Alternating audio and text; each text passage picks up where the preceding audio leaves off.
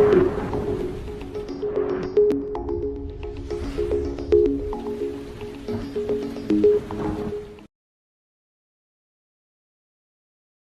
day, Kantipladus. I'm Devin Grebakuli from DGV Channel. Your eyes on the skies here in Cebu City.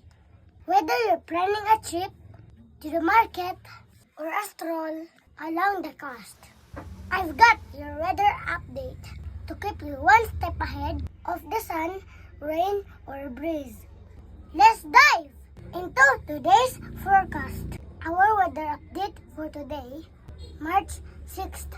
It looks like we're in for some rain with thunderstorm expected throughout the day.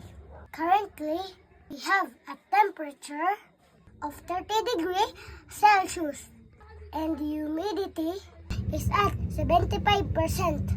As we move into the afternoon, temperatures will rise to around 32 degrees Celsius with a significant chance of thunderstorms and rain. So, if you have plans to head out, make sure to grab your umbrella and stay safe indoors during the stormy weather.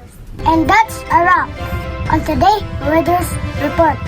Remember to check back in for tomorrow's forecast. Stay warm, stay dry, have a fantastic day. This is Devin Grebakuli signing off.